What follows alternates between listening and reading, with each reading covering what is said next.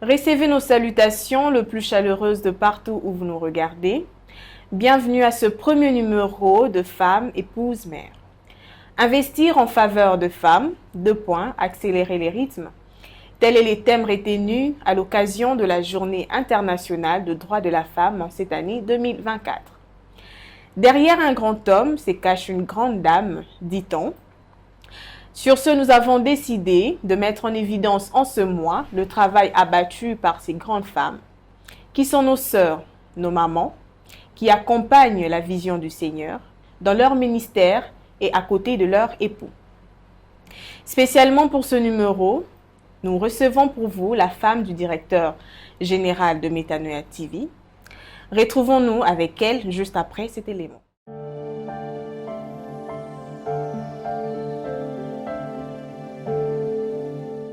Bonsoir, Madame Jeta Kwetwenda. Bonsoir. Je vais l'appeler Maman Jeta, c'est comme ça que nous l'appelons ici. Comment allez-vous, Maman Jeta? Ça va, Dieu fait grâce, ça va. Gloire au Seigneur, Maman Jeta va bien par la grâce du Seigneur.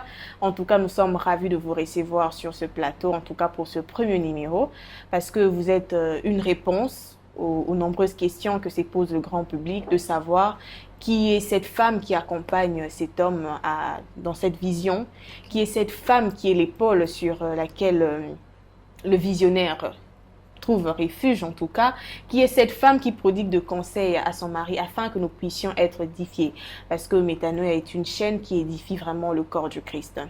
Alors, Maman Jeta, nous aimerions vous poser quelques questions. D'accord. Parce que vos questions, vos conseils aideront beaucoup parmi nous, les jeunes filles qui aspirent au mariage et ceux qui sont déjà mariés, pourquoi pas.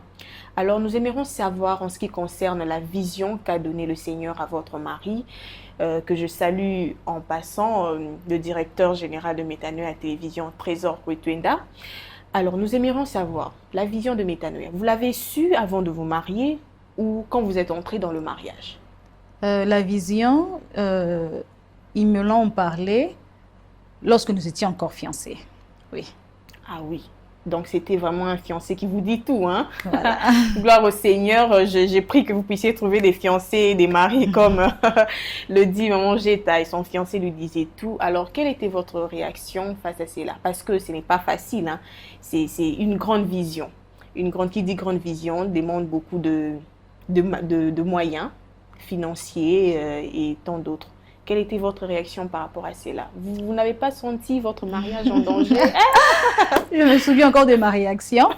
Mais avant de parler de ma réaction, j'aimerais parler d'un témoignage. Je me souviens, c'était en 2013, exactement en 2013. J'étais chez nous à la maison. Bien évidemment, je n'étais pas encore mariée. J'étais chez nous à la maison. C'était juste après mon baptême. Okay. J'avais envie d'écouter les seigneurs, j'avais envie d'être instruite, d'être enseignée. Alors, j'étais en train de zapper les chaînes, j'ai cherché une chaîne qui pouvait m'enseigner, une chaîne qui pouvait m'accompagner dans ma marche chrétienne avec les seigneurs. C'est très important. Et voilà. Et j'étais tombée sur la chaîne LMTV. Et j'étais en train de suivre la chaîne. Juste après ça, je me suis dit que j'essaie encore de chercher, que j'essaie encore de zapper, peut-être que j'allais trouver une chaîne chrétienne. Juste après LMTV, j'avais trouvé la chaîne Béni TV. Et j'étais en train encore de chercher, je me disais, Seigneur, c'est pas possible.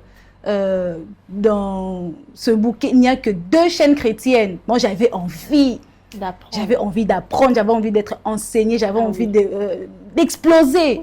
Et la flamme du nouveau converti. Je te dis. Et je m'étais rendu compte qu'il n'y avait que 2 chaînes chrétiennes à l'époque. J'étais étonnée, je me suis dit, Seigneur, c'est pas possible. Et j'ai commencé à faire cette prière depuis ce jour. Je me dis, Seigneur, s'il te plaît, donne des moyens aux chrétiens afin qu'ils puissent ouvrir des chaînes chrétiennes. C'était devenu une prière que je faisais tous les jours. Tous les jours, je priais, je disais, Seigneur, s'il te plaît, accorde aux chrétiens les moyens afin qu'ils ouvrent, afin que Canal Plus ait beaucoup plus de chaînes chrétiennes. Et alors, c'est là que je reviens maintenant à la question que tu m'as posée. Quelle était ma réaction? Oui. Quand il me l'a dit, je me suis dit, ouf, mais Seigneur, c'est pas possible. après tant d'années, le Seigneur était quand même arrivé à répondre à ma préoccupation. J'étais très heureuse, mais j'avais encore une préoccupation. Je me posais la question de savoir comment cela arrivera-t-il. La question de Marie à l'ange. Voilà. Je me disais, Seigneur, on n'a pas suffisamment les moyens. J'avais conscience que ouvrir une chaîne chrétienne demandait assez de moyens. Et je me disais, Seigneur, on n'a pas assez de moyens pour le faire. Comment cela arrivera-t-il? Comment cela arrivera-t-il? Mais seulement, j'avais promis à mon fiancé à l'époque que j'allais l'accompagner. On allait travailler main dans la main pour l'œuvre du Seigneur. J'étais contente, mais j'avais aussi beaucoup plus de crainte par rapport aux moyens financiers. Gloire au Seigneur, waouh, quel témoignage. En tout cas, moi, je suis vraiment touchée. Je suis vraiment touchée, je suis vraiment bénie et je me dis en même temps par rapport à la réponse, à cette réponse, à ce témoignage, que c'est vraiment la femme qu'il fallait à cet endroit-là. Comme les gens le disent, vous êtes au bon endroit, au bon moment avec la bonne personne. C'est vraiment ça parce que je vous assure, elle a un cœur pour ça. D'ailleurs, voilà pourquoi nous l'appelons maman. Elle a un cœur pour ça. Alors, y a-t-il quelque chose que vous aurez voulu savoir avant de vous marier? Avant d'entrer dans votre maison où vous gérez les finances, vous gérez tout. Vous jouez le rôle de l'épouse, le rôle de la mère. Vous auriez voulu savoir quelque chose avant d'entrer? Parce qu'à l'église, dans le cadre familial, on ne dit pas tout. Hein? On dit juste des choses comme ça superficiellement. Bon, allez dans votre mariage, mais parfois on ne dit pas des choses en profondeur. En tout cas, j'aurais aimé qu'on me dise que la vie n'était pas facile. Okay. Oui, je m'explique. J'aurais aimé qu'on me dise que gérer toute une famille n'était pas facile. Accompagner son époux dans le ministère n'était pas facile. Oui. Gérer les enfants, dormir parfois très tard. Ah oui, hein, surtout ça. Ce n'était pas facile, voilà. J'aurais aimé qu'on me dise ça. C'est vrai, on a eu à m'encadrer par rapport au mariage, avant le mariage, bien sûr. Mais cette réalité que nous vivons lorsque tu y es dans le mariage, c'est différent de tout ce qu'on peut te raconter lorsque tu n'es pas encore dans le mariage. Ok. Voilà. Je le disais souvent à une amie qui me disait, prends ton temps de te reposer quand l'enfant est dans le ventre. Dors assez. Quand l'enfant va sortir, là, tu n'auras pas le temps. En tout cas, ça c'est vrai. Et puis le sommeil, quand l'enfant est dans le ventre, là, ça peut pas être compensé en tout cas. Nous sommes vraiment ravis. Vos questions, c'est quelque chose personnellement qui me touche. Ça se voit vraiment que vous accompagnez votre mari dans son ministère. Mais vous-même, comment vous arrivez? Parce que nous aimerions vraiment savoir, parce que c'est pas facile de travailler ensemble avec son mari. Vous êtes là au travail et puis vous rentrez à la maison. Vous devez avoir le temps avec votre mari. Et surtout, vous l'avez dit, les enfants, là, vraiment, c'est le plafond. Les enfants, eux, vos histoires là, c'est à vous de gérer ça. Eux, ils font qu'à leur tête. Alors, comment vous faites pour gérer tout ça au même moment? Au-delà de tout ce qu'on peut dire, que la vie n'est pas facile, gérer le foyer n'est pas facile, gérer les enfants n'est pas facile. Au-delà de tout ce qu'on peut dire, il faut d'abord commencer par aimer cela. Il faut aimer accompagner son époux dans le ministère. Il faut aimer gérer son foyer. Il faut également aimer gérer ses enfants. Donc, voilà. Tout repose sur l'amour. Voilà. Comme le dit la Bible dans Proverbe, il dit que la femme sage, elle travaille d'une main joyeuse. Donc, il faut travailler d'une main joyeuse à côté de votre époux. Travailler d'une main joyeuse dans votre ministère. Travailler d'une main joyeuse pour vos enfants. En tout cas, nous sommes vraiment édifiés par cela. Parce que nous remarquons quand même une réalité vraiment triste dans la société actuellement. Les filles ne sont plus patientes. Hein. Voilà. Les filles ne sont plus patientes. Ils veulent avoir un mari déjà accompli. Alors, vous avez commencé. Vous vous êtes posé la question d'ailleurs par rapport à votre réaction. Vous vous êtes dit, mais comment cela va se faire? Parce qu'il faut beaucoup de moyens en tout cas. Alors, Dieu a pourvu à ces moyens et vous avez été patiente. Comment vous pouvez conseiller toutes ces jeunes filles qui sont près de la porte du mariage, qui ont une vision? Alors, que conseillerez-vous à ces jeunes femmes, à ces jeunes filles? Premièrement, j'aimerais m'adresser à ces jeunes filles en disant, dans les fiançailles, prenez le temps de prier avec votre partenaire. Ok. C'est important. Lorsque vous priez ensemble, le Seigneur vous donne ne donne pas seulement à une seule personne la vision, mais le Seigneur te communique également la vision de l'autre. Ok, ok. J'aimerais m'expliquer. Lorsque toi, tu as une vision et moi, j'ai une vision, lorsque nous prions ensemble, le Seigneur va me communiquer également ta vision, afin que je puisse comprendre également ta vision. Lorsque l'ange est apparu à Marie, l'ange a dit à Marie que tu vas enfanter un fils, tout ça. Mais tant que Joseph n'avait pas encore reçu la vision, il tâtonnait. Une fois que le Seigneur a parlé également à Joseph, Joseph s'est attaché à la mission. Il s'est attaché à la mission que le Seigneur avait accordée à Marie. Alors c'est vraiment important que le couple soit soudé, étant fiancé tout comme étant marié. C'est vraiment important. Mais aussi, non seulement la prière, il faudrait aussi avoir le temps de converser avec l'autre. Le temps de planifier votre avenir, c'est important. Lorsque vous planifiez, tu n'auras pas tellement l'impression que ça va nous prendre beaucoup de temps. Tu n'auras pas l'impression que ça va demander beaucoup plus d'argent, beaucoup plus de moyens. Non. Lorsque mon fiancé m'avait en parlé, on s'était dit, ok, d'accord, nous poursuivons la vision du Seigneur Jésus-Christ. On a parlé, on a planifié et on priait pour ça. Mais seulement, j'aimerais parler encore de notre petit témoignage. D'accord. Lorsque nous sommes mariés, une semaine après, on a été cambriolés. On a été cambriolés. Nous sommes désolés pour ça. Vraiment. Et on suspectait la personne. On avait des preuves que c'était la personne. Il s'est fait qu'on avait emmené la personne jusqu'à la justice. Nous sommes allés jusqu'en justice. Et arrivé là-bas, on mettait la pression à la personne. On mettait la pression. Pourquoi? Parce que parmi les choses qu'on avait eu à nous voler, il y avait l'ordinateur de mon mari, où il y avait tous les projets du travail, des projets qui étaient en cours. Il y avait les projets des métanoïas. On nous a volé la marchandise, on a volé une bonne somme d'argent. On nous avait volé pas mal de choses. Et pendant qu'on faisait pression à la personne qui était à la cause de ce cambriolage, un bon matin, mon mari qui vient me dire, arrêtons tout, laissons tomber. Je me dis, mais tiens, laissons tomber. On a la personne qui avait organisé notre cambriolage, laissons tomber. Il me dit, laissons tomber, je sais pourquoi cela est arrivé. Je me dis, ok, vas-y, explique-moi. Il me dit, c'est parce que j'ai pris du temps à réaliser le projet que le Seigneur m'avait donné. Je cite Métanoïa. Oh, waouh, waouh! C'est une très bonne chose d'être à l'écoute du Seigneur, chers téléspectateurs. Priez afin que l'Éternel Dieu vous parle, qu'il vous fasse parvenir ses projets, qu'il vous convainc. En tout cas, c'est une très bonne chose. Waouh! Juste après, je me souviens encore de ce jour, il m'a dit, on arrête tout, on se met à table, nous commençons le projet du Seigneur. Ça, c'était une clochette que le Seigneur a retenti à mes oreilles. Wow. Si j'ai continué à dire au Seigneur que Seigneur, je n'ai pas le moyen pour le faire, quelque chose de plus grave pourra nous arriver. On s'est dit, d'accord, on commence le projet. Et je me souviens encore, à l'époque, c'était pratiquement un mois après le mariage, mon mari nous fait appel. Il fait appel à Madame Eunice, qui est actuellement la directrice de programme. Il fait appel au directeur de marketing, Monsieur Glody, que je salue de loin.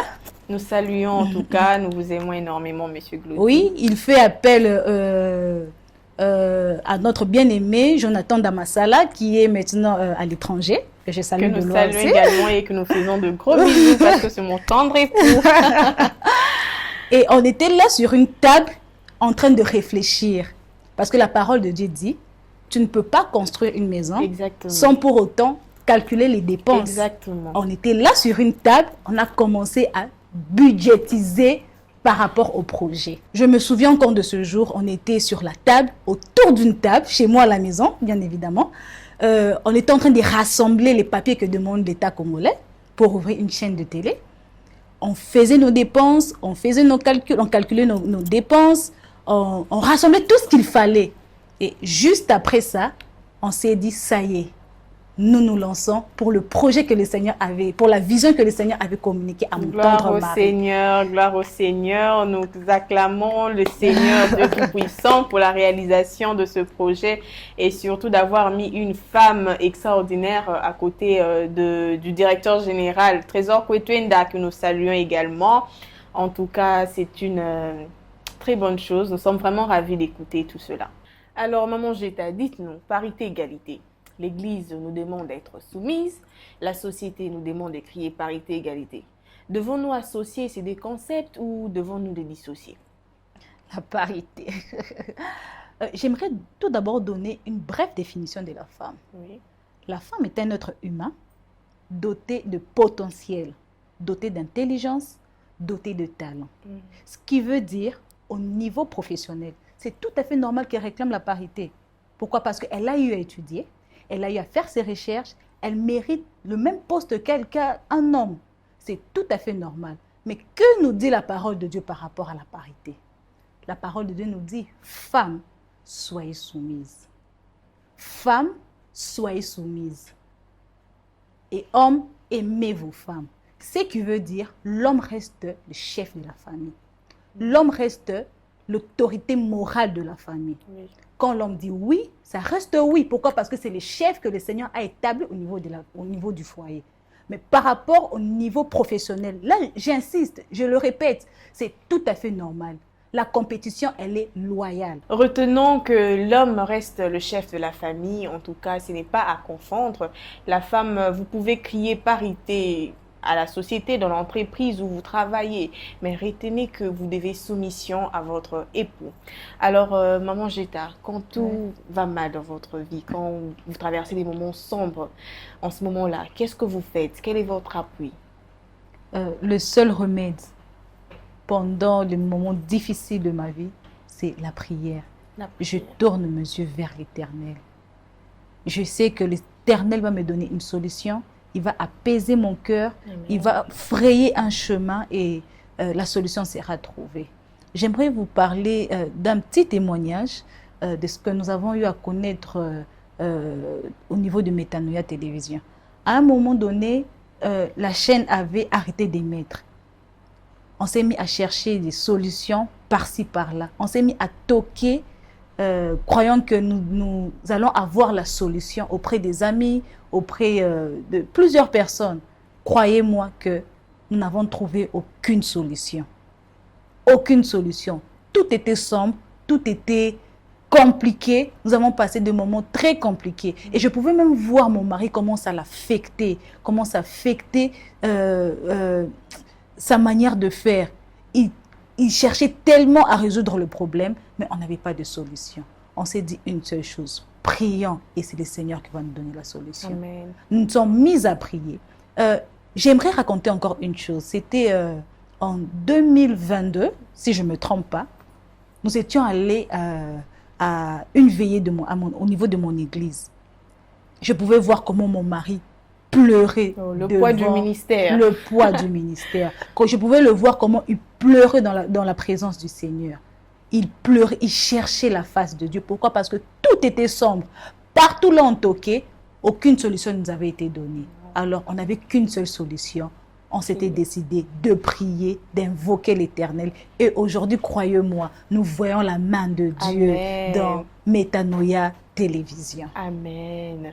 Puisque vous avez décidé de tourner le regard vers le Seigneur, nous allons également tourner le regard vers le Seigneur pour implorer sa miséricorde, pour implorer sa grâce pour nos sœurs qui sont également à l'Est. Voilà. Et qui veulent aussi crier parité, égalité, qui veulent vivre dans leur foyer et être aussi soumises à leur mari. Nous allons adresser quelques mots à Dieu, si vous pouvez en tout cas adresser quelques mots à Dieu pour que la grâce et la faveur de Dieu reposent sur nous. Inclinons nos têtes pour la prière. Tendre Père, nous te disons merci pour ce qu'a été ce moment. Nous te disons merci parce que tu as été avec nous. Amen. Nous te disons merci Seigneur parce que tu as aidé une femme. Tu as aidé une mère, tu as aidé une sœur. Amen. Père, nous prions pour les femmes de l'Est. Éternel Dieu Tout-Puissant, nous te demandons, oh Dieu, que cette guerre puisse s'achever. Père, révèle-toi comme étant le Dieu de paix, le Dieu de grâce, Seigneur. Amen. Fais grâce à ces femmes, ô Éternel Dieu, qu'elles vivent leur vie avec beaucoup d'épanouissement. Père, je viens prier pour toutes les femmes du ministère. Je viens prier pour toutes les femmes qui accompagnent leur époux dans le ministère. Oh Dieu, donne-nous la force qu'il faut. Donne-nous la force, Seigneur, d'accompagner encore Seigneur, révèle-nous encore de ton onction, révèle-nous encore de ton esprit, Amen. afin que nous soyons là pour influencer le monde positivement. Amen. Au nom puissant de Jésus-Christ. Amen. Amen, amen ici, amen chez vous à la maison. En tout cas, nous vous remercions infiniment d'avoir passé ce moment avec nous. Que l'Éternel Dieu se souvienne de vous, qu'il vous bénisse, qu'il vous accorde sa grâce, que son onction déborde afin de faire de vous de personnes extraordinaires qui vont influencer le monde. Nous nous retrouvons prochainement. N'hésitez surtout pas sur le numéro qui s'affiche au bas de votre écran. N'hésitez surtout pas à envoyer vos questions, vos suggestions. Et n'hésitez surtout pas encore de demander à ce que vous puissiez voir la personne que vous désirez sur ces plateaux. Que l'Éternel Dieu se souvienne de vous. À la prochaine.